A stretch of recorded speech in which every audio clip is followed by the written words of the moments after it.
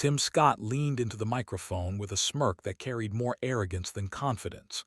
His voice cut through the room with the kind of polished dismissiveness that comes from years of believing no one would dare challenge him.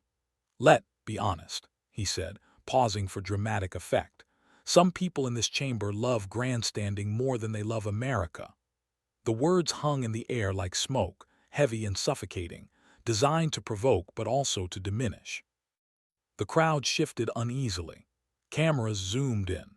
Analysts watching from their control rooms nodded knowingly.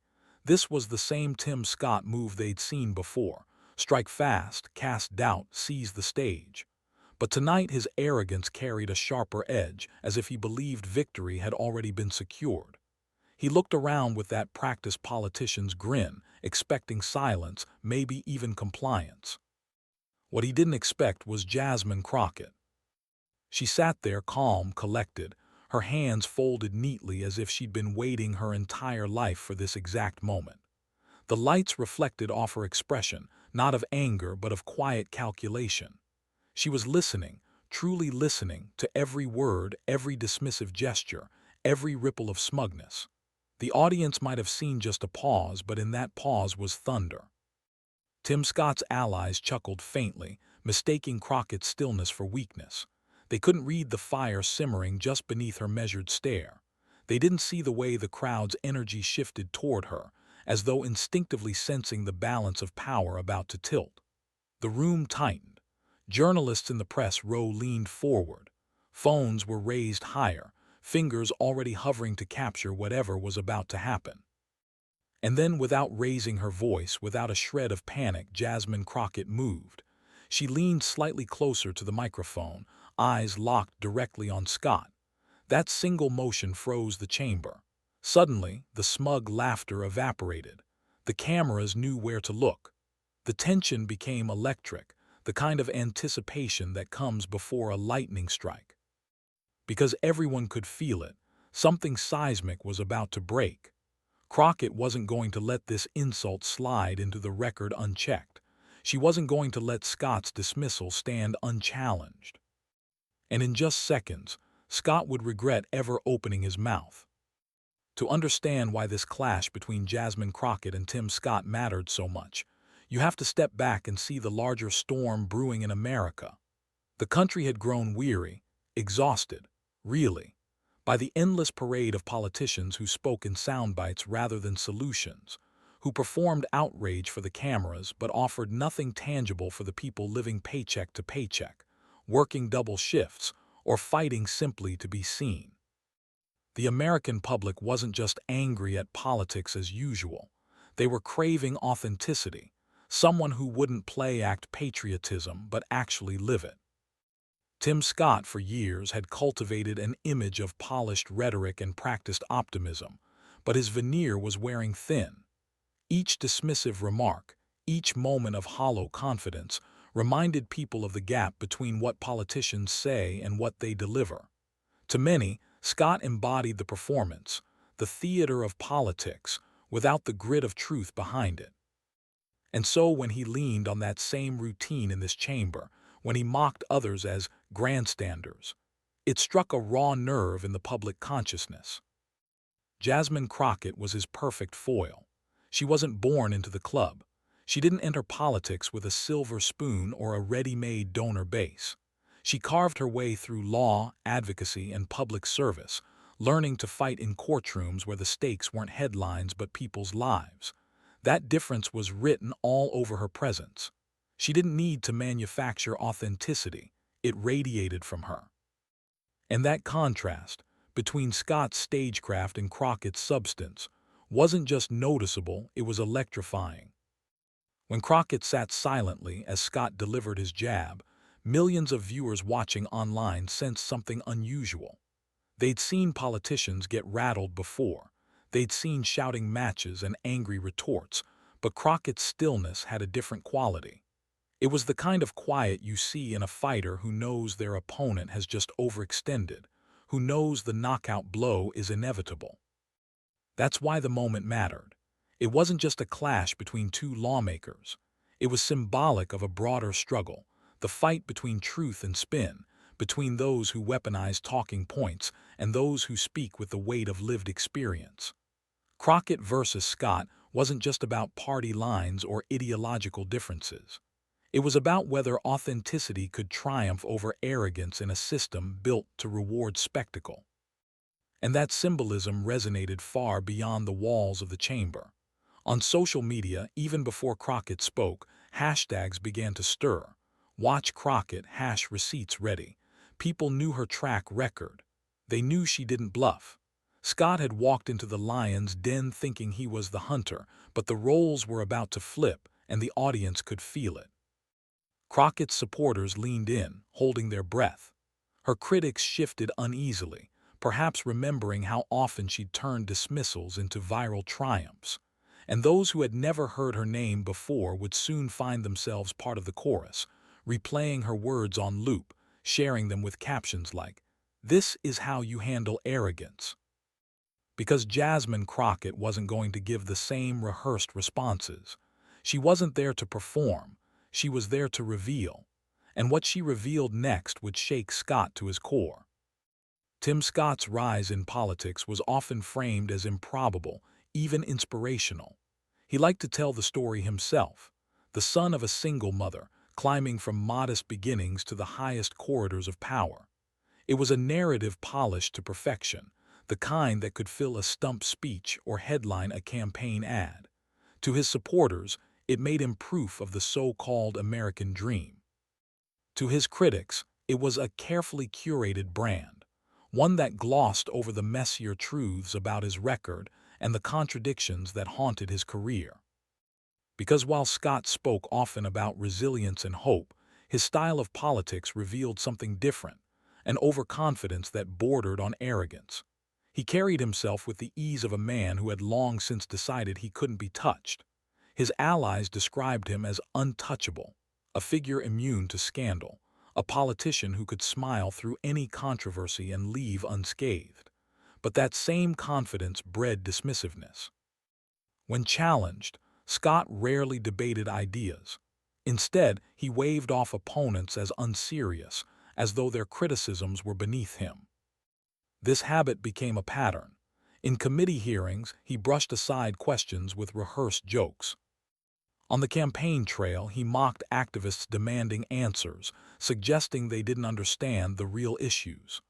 When reporters pressed him on inconsistencies in his voting record, he redirected to patriotic slogans. It was theater, slick, efficient, and shallow, and it worked at least for a while. But the cracks were always there, if you looked closely enough.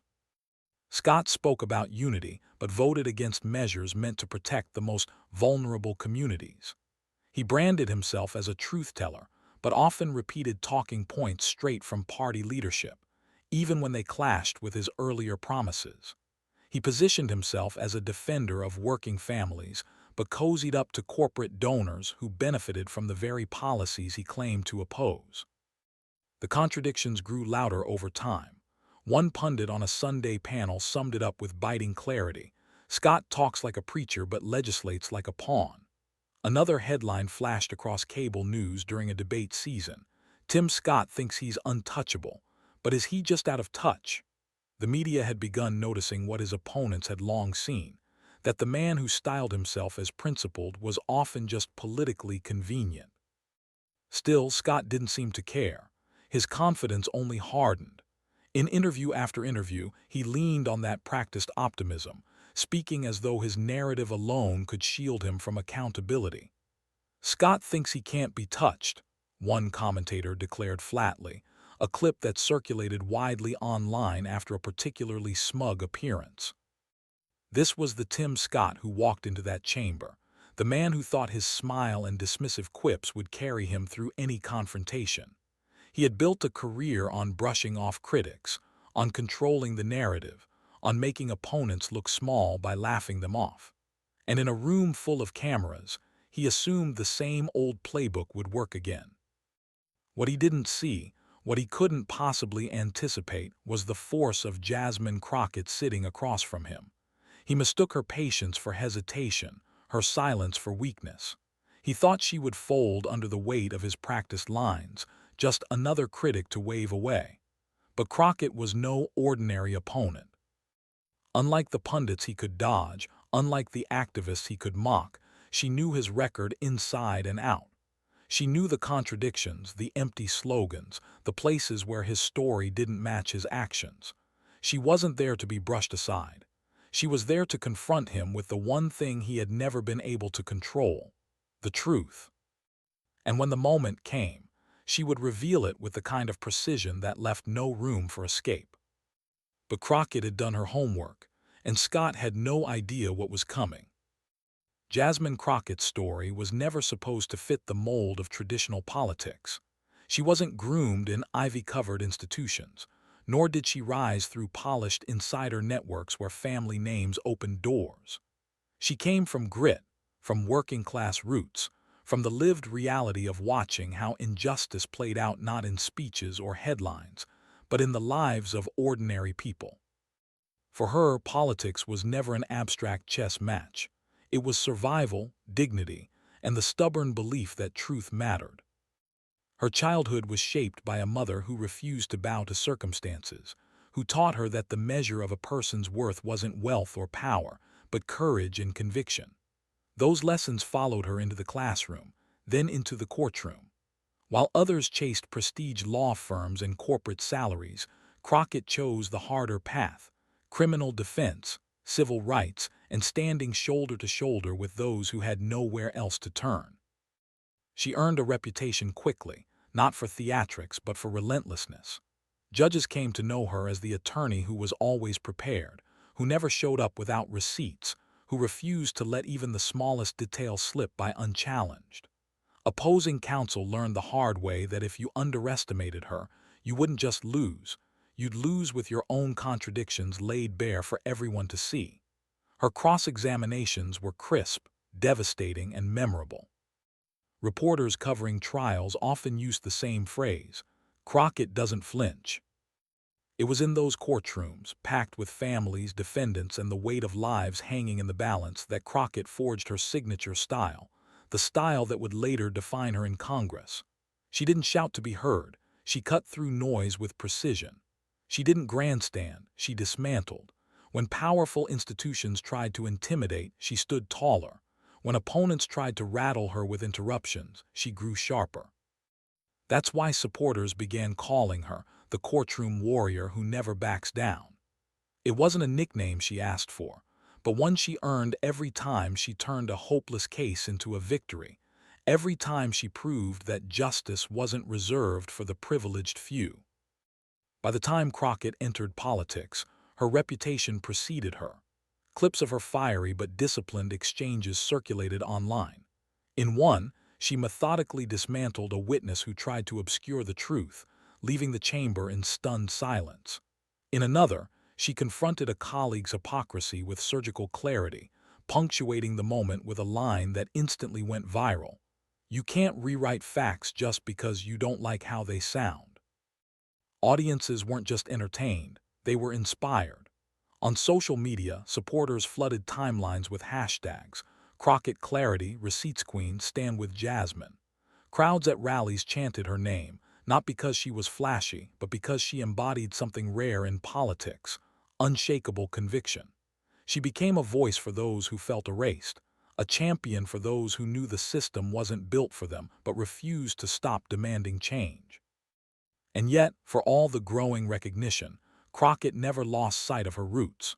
She spoke openly about the sacrifices that shaped her: long nights preparing cases, the heartbreak of clients who couldn't be saved, the resilience of communities fighting to be heard. She carried those stories into every chamber she entered, treating each confrontation not as a chance for spotlight, but as a duty to represent those who had trusted her with their voices. It was this grounding that made her different from opponents like Tim Scott. He had polish, she had purpose. He relied on narrative, she relied on truth. He assumed dominance by default. She earned respect by never yielding. So when Crockett sat in that chamber, silent but steady as Scott dismissed her with his smug remarks, it wasn't hesitation holding her back. It was calculation. She'd been here before, not in this exact room but in rooms just as tense, with odds just as stacked, and with opponents just as certain they had already won. She knew that patience was sometimes the sharpest weapon, that waiting until the exact moment to strike wasn't weakness but wisdom. And that moment was coming. Her supporters watching online sensed it. They had seen this story before, the calm before Crockett's storm, the measured stillness that came just before a viral eruption. They began posting in real time. She's about to end him. Watch this, Crockett never misses. Receipts incoming. Journalists whispered in the gallery, bracing themselves for a line that would dominate tomorrow's headlines. Even her critics shifted uneasily, remembering how many times she had turned doubt into dominance. Because everything in her journey, every battle in the courtroom, every fight for justice, every moment when she chose principle over convenience, had prepared her for this exact confrontation. She wasn't just defending herself. She was standing on behalf of everyone tired of dismissiveness, everyone weary of arrogance disguised as leadership. And when she finally leaned into that microphone, she wasn't just speaking as Jasmine Crockett, the Congresswoman. She was speaking as Jasmine Crockett, the warrior forged in courtrooms, tested by struggle and unafraid of any opponent, no matter how smug. All of this prepared her for this exact showdown, the one that would leave the internet on fire. The clash began not with a bang but with Scott's smirk. He leaned back in his chair, clearly enjoying the sound of his own voice. Every sentence was polished for the cameras, every phrase rehearsed for maximum smugness. "With all due respect," he said, his tone dripping with condescension, "some of us came here to govern, not to play courtroom theatrics." He paused, savoring the chuckles from his allies as if the jab had already landed. But Crockett didn't move. She didn't flinch. Her stillness was deliberate, a silence that unsettled far more than a hasty retort would have. She allowed him to keep talking, to keep revealing himself. Scott pressed on, trying to dominate the exchange with interruptions. Each time Crockett began to speak, he cut in with a one-liner designed for a soundbite. "We don't need lectures," he quipped. "We need results. Spare us the dramatics," he added, waving a dismissive hand as though swatting away a fly. His voice rose with the confidence of a man convinced he was in control. But the more he interrupted, the more obvious it became. He wasn't controlling the room. He was losing it. Whispers rippled through the audience. Journalists shifted in their seats, pens hovering, waiting for Crockett's inevitable response. Staffers exchanged looks, half amusement, half disbelief, as Scott dug himself deeper. On social media, live viewers clipped his interruptions in real time, captions flashing across the screen. "Scott mansplains again. Classic arrogance. Watch how Crockett handles this." The tension thickened with each exchange. Scott mistook Crockett's calm for weakness, but to the audience it looked like patience, an unsettling kind of patience. Every time she paused instead of snapping back, every time she let him finish another smug aside, the anticipation grew sharper. People weren't waiting to see if she'd respond. They were waiting to see when. Even Scott's allies began to sense it. Their laughter rang hollower, shorter. The smug smiles that greeted his first lines faltered as they realized the crowd wasn't with him. Instead, eyes were turning toward Crockett, watching her the way one watches a fighter poised in the corner, waiting for the bell to ring. Scott tried again, leaning in with that practiced air of superiority. "This isn't about flashy moments, Congresswoman," he said, voice dripping with paternalism. "This is about serious work, and if you can't understand that, maybe you're in the wrong place." The words landed with a thud. A few groans rolled through the chamber. Someone in the gallery muttered under their breath, audible enough to spark a ripple of knowing laughter. Twitter lit up instantly. "Wrong place. He has no idea who he's talking to." And still, Crockett didn't bite. She let the silence do the heavy lifting, staring at Scott with a composure that rattled him more than any outburst could. For the first time, his rhythm faltered. His smile twitched. His words stumbled just slightly, as if he couldn't quite understand why his performance wasn't landing. The crowd knew why. They had seen this story before, the overconfident politician, mistaking noise for strength, unaware that the quietest person in the room often held the most power. The murmurs grew louder. A journalist whispered, "She's waiting, just wait." A staffer leaned over to another. "He's walking right into it." Phones were raised higher, lenses locked on Crockett now, not Scott. The balance of attention had shifted, and with it, the energy of the room. Scott, oblivious, plowed ahead with another attempt at dominance. "The people watching at home don't care about your grandstanding, Congresswoman," he sneered. "They care about results." That was it. The line that tipped the room from uneasy patience to electric anticipation. Because everyone knew, everyone, that Crockett's entire career had been about results. Real ones. Court victories, legislative wins, tangible fights for justice. His dismissal wasn't just arrogant, it was laughably wrong. And that's when it happened. Crockett moved. Slowly, deliberately, she leaned forward, her eyes locking onto Scott with a focus that pierced through the haze of his bravado. The air shifted. The murmurs stopped. The smugness drained from the room. For the first time, Scott looked uncertain. And then Crockett leaned forward, locked eyes with Scott, and the entire tone of the room shifted. The silence before Jasmine Crockett spoke was its own kind of power. The entire chamber, once restless with Scott's interruptions and self-assured quips, fell into a stillness so sharp it felt like the room was collectively holding its breath. Crockett's eyes locked on Scott, steady and unblinking, the look of someone who wasn't just preparing to respond, but to dismantle, piece by piece, word by word, the facade he had spent years constructing. She began softly, almost conversationally. "Senator Scott," she said, her tone steady, unhurried, "you've spent the last 10 minutes dismissing not just me, but the people I came here to represent. You say you care about results. Let's talk about results." The word lingered, and already murmurs rippled across the chamber. Scott leaned back, forcing a grin, as if to suggest he wasn't worried, but his fingers tightened on the desk in front of him. Crockett let the pause do its work. She had learned long ago that silence was more cutting than shouting. Then, with surgical precision, she began to list his record. "You voted against expanding healthcare access to working families in your own state. You voted against extending unemployment benefits when people were desperate to keep food on their tables. And yet, you stand here and talk about results."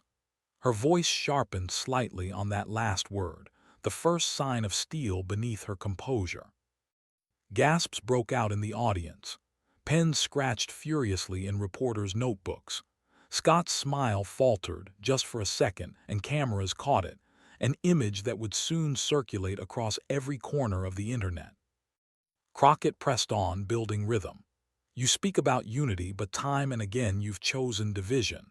You brand yourself as a man of principle, yet you bend to whatever party talking point keeps you in favor. You dismiss this as grandstanding. But, Senator, what I'm doing right now is accountability. And if that feels uncomfortable, maybe it should." The room erupted in murmurs and nods. Scott shifted in his seat, attempting a laugh, but it rang hollow. He leaned toward the mic as if to interject, but Crockett held up a hand, firm, commanding. "No, you've had your time. Now you'll listen." The chamber went still again. It wasn't just what she said, it was how she said it. Each sentence landed like a hammer, deliberate and unrelenting, yet never rushed. She knew the power of packing. She knew how to let each point breathe just long enough to sting before moving to the next.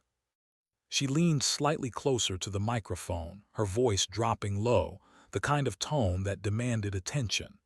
"You tell the American people you're fighting for them. But when given the chance to raise wages, to protect workers, to safeguard health care, you turned your back. And now, with cameras rolling, you want to lecture me about theatrics." The audience reacted audibly this time. A low chorus of disbelief swelled into claps and gasps, quickly hushed by officials trying to maintain decorum. Even Scott's allies shifted uncomfortably, their earlier smugness dissolving into something closer to dread. Scott's face betrayed the pressure. His jaw tightened, His eyes darted nervously toward the cameras, then back to Crockett as if searching for a line, a counter, anything that could rescue him. But Crockett wasn't finished. She pulled out a stack of papers, not for show but for substance. She flipped through them with calm deliberation. "Since you accuse me of theatrics, let's work with facts. Here are your votes in black and white. Every time working families asked for help, every time communities begged for relief, you said no. And every time corporate donors came calling, you said yes. That's not governance, Senator. That's complicity." The chamber broke into gasps again. A few muffled cheers slipped through before being quickly silenced. The weight of her words hung heavy. It wasn't just a takedown, it was a revelation, each receipt laid bare, each contradiction dragged into the light. Scott shifted again, this time visibly sweating. His earlier confidence had drained completely. The smirk was gone. His lips tightened, eyes narrowing, but every flicker of defiance seemed smaller now, weaker, as if even he realized he had been caught in a trap of his own making. Crockett's voice rose, not in volume but in conviction. "You wanted results. Here they are. The result of your choices is a nation where millions still struggle without health care, where wages stagnate while corporate profits soar, where rhetoric replaces responsibility. That's your legacy, Senator Scott. That's the truth you can't spin away." The crowd was electrified now, the air charged with the unmistakable energy of a moment that would live far beyond the walls of that chamber.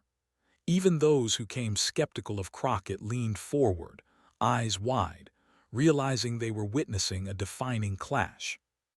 And then came the final blow, the line that would echo across platforms, hashtags, and late-night monologues. Crockett paused, staring Scott down, her voice low and cutting. "So the next time you want to accuse someone of grandstanding, take a long look in the mirror. Because the difference between you and me, Senator, is simple. I fight for people. You fight for applause lines." The chamber exploded, not in chaos but in the kind of stunned reaction that felt like history being made. Gasps, whispers, even quiet cheers filled the air. Reporters scrambled to capture every word. Phones buzzed as clips were uploaded in real time. Scott sat frozen, his carefully constructed image unraveling before the nation's eyes. His hands trembled slightly on the desk, his smile gone, his eyes fixed on some distant point as if refusing to meet the gaze of the woman who had just dismantled him. Crockett leaned back, folding her hands calmly, her composure unbroken. She didn't gloat. She didn't need to. The silence that followed was louder than any applause could have been. Because in that moment, everyone knew, the balance had shifted. The audience had witnessed arrogance implode under the weight of truth. And as the murmurs grew into a buzz, and the buzz into a roar online, one thing was clear. This wasn't just a congressional exchange. It was a cultural reckoning. The clip went viral before Scott even left the stage. The moment Jasmine Crockett's words landed, the internet ignited like a match dropped on dry kindling. Within minutes, clips of the exchange were flooding every platform. On TikTok, users stitched her takedown with slow-motion replays and bold captions.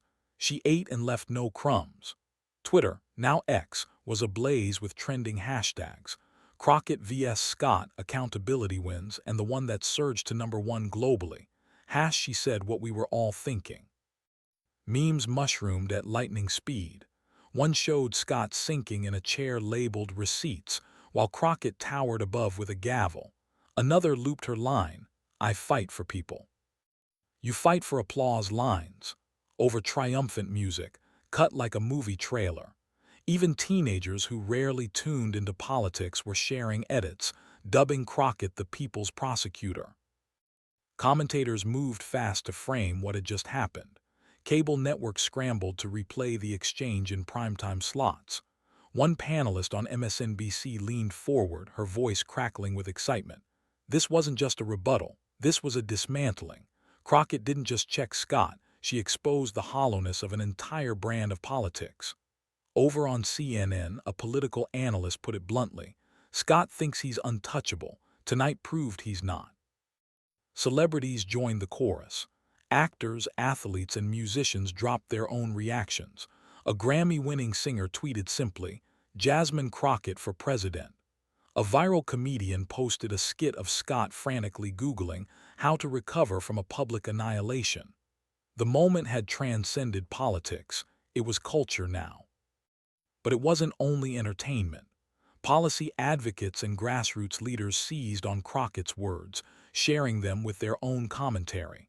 Labor organizers clipped the segment about wages. Healthcare activists looped her indictment of Scott's votes against coverage. For once, the viral moment wasn't just a soundbite, it was substance. And with each replay, Crockett's stature grew. She was no longer just the rising star, the freshman firebrand some dismissed her as. She was the figure who had crystallized the frustration of millions in under 5 minutes. People who had never heard her name before that night suddenly felt as though she had been speaking directly to them, channeling years of exasperation with politicians who smiled, dismissed, and walked away untouched.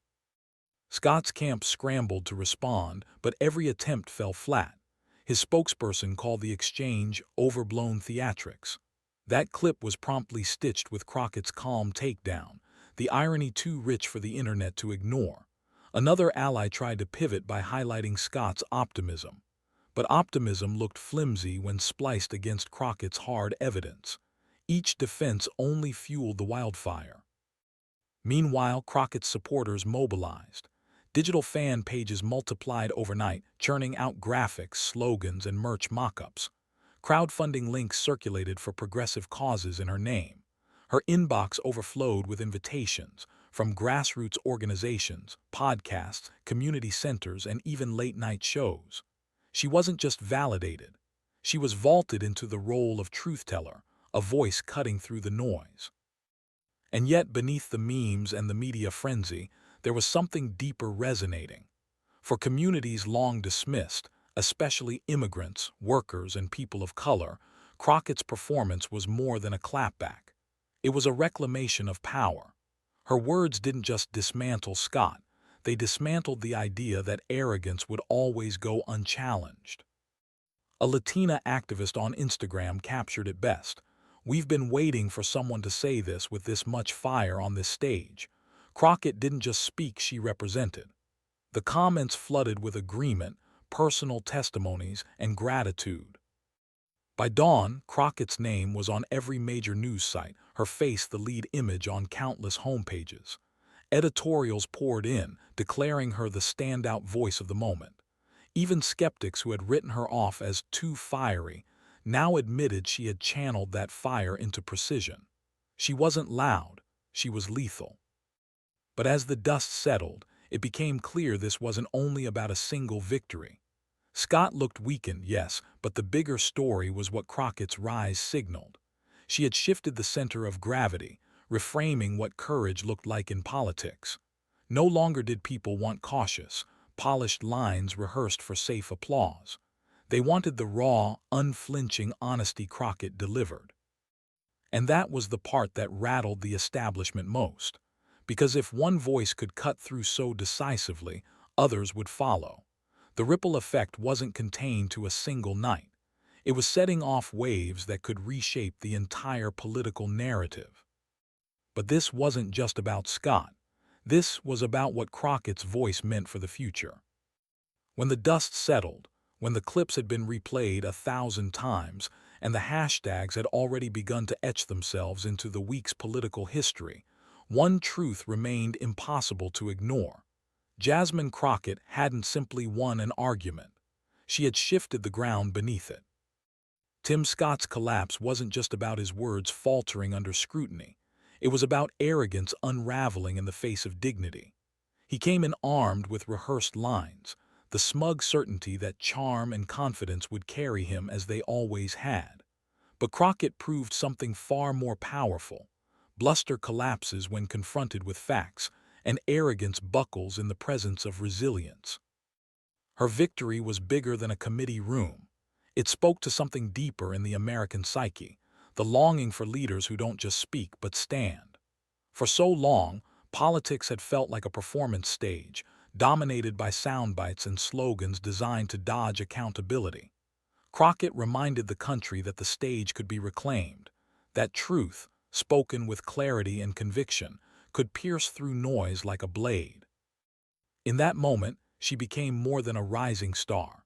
She became a symbol of what it means to carry yourself with both toughness and grace, to fight battles not out of ego but out of principle, to stand in a room full of power and refuse to shrink, no matter how many interruptions, smirks, or dismissals come your way.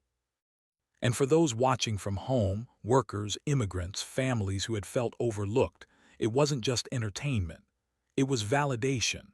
It was the proof that their frustrations, their calls for justice, their demands for respect were not only justified but echoed by someone in the halls of power. Crockett wasn't speaking for herself. She was channeling a collective voice. That's why her words resonated long after Scott's stumbles were forgotten. She universalized the struggle. Dignity will always outlast arrogance. Facts will always outshine slogans. And no matter how high someone builds their pedestal, truth has a way of knocking it down. Commentators would analyze the exchange, pundits would dissect every line, and Scott's allies would scramble to spin the narrative. But for ordinary people, the lesson was clear. Power doesn't always belong to the loudest voice in the room. Sometimes it belongs to the calmest, the most prepared, the one who refuses to bow. As the week unfolded, Crockett leaned into that lesson herself. She didn't gloat. She didn't revel in Scott's humiliation. Instead, she framed it as a call to action. "This isn't about me," she told one interviewer. "It's about reminding people that truth still matters, that justice still has a place at the table." That humility, paired with her fire, only cemented her status further. The cinematic weight of it all was undeniable. One politician thought he could dominate the moment with sheer bravado. Another, underestimated but unshaken, turned the same moment into a mirror reflecting back the values Americans longed to see again. And that is why the showdown wasn't remembered as Scott's collapse, but as Crockett's emergence. The night arrogance cracked and dignity stood tall. The night a courtroom warrior carried her fight from the streets to the stage, proving that courage doesn't need permission to speak. In the end, Jasmine Crockett didn't just silence Tim Scott. She gave America a reason to believe again. Jasmine Crockett shuts down Tim Scott again. His epic collapse blows up online. That was the headline, the meme, the moment replayed across millions of screens. But behind the clips and the trending hashtags lay the deeper truth. Dignity defeated arrogance, and the facts stood taller than any smug one-liner. Crockett didn't just win a debate. She reminded America that truth still has teeth, that resilience still matters, and that leadership is measured not in applause lines but in courage under fire. Scott's collapse may have been epic, but Crockett's clarity was eternal. And now the question isn't just what happened in that chamber, it's what comes next. Because moments like this aren't just entertainment. They're sparks. Sparks that ignite conversations, that fuel movements, that remind us we all have a role to play in demanding better from those who claim to lead us. So if you felt that same fire, if you saw yourself in Crockett's fight, don't let it stop here. Subscribe to this channel, share this video, and bring others into this moment. Add your voice to the growing chorus of people who believe in truth over spin, in courage over cowardice, in dignity over arrogance. Because this isn't just Crockett's fight, it's all of ours. And together, we can make sure that the next time arrogance tries to dominate the stage, it won't stand a chance against the power of truth.